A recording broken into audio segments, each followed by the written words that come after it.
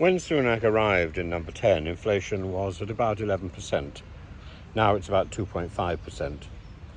But it is questionable about whether or not people feel the benefits of that fall.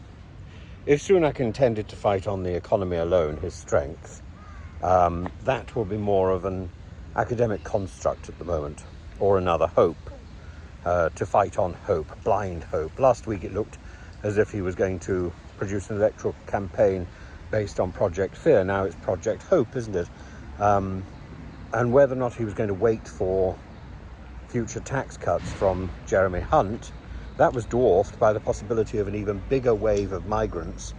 Already that's the largest coming over the channel that we have seen since records began, demonstrating the absurdity, the audacity, the stupidity of the Rwanda deterrent.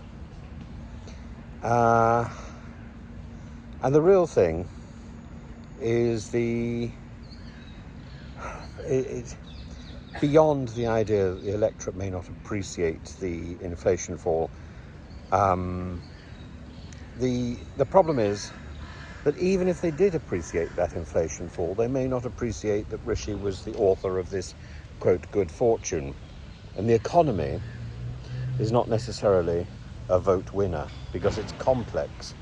And, you know, anybody who's studied economics will know it's complex. You don't have one single answer to anything that lasts anyway. Biden, if you look across at the US, Biden has managed the economy very well.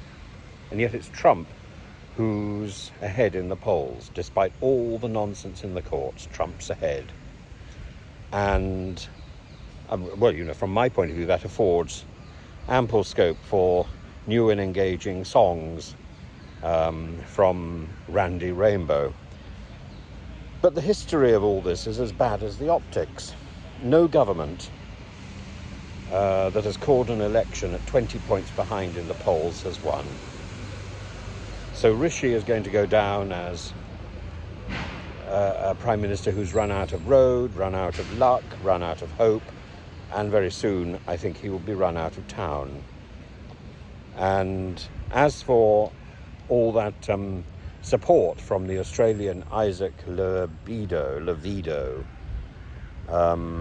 who favoured waiting, the only thing I can assume is that he was so piqued not to be obeyed, he was so irritated not to be taken seriously, that he spiked the speech and the weather in a fit of irritation, in a fit of spite.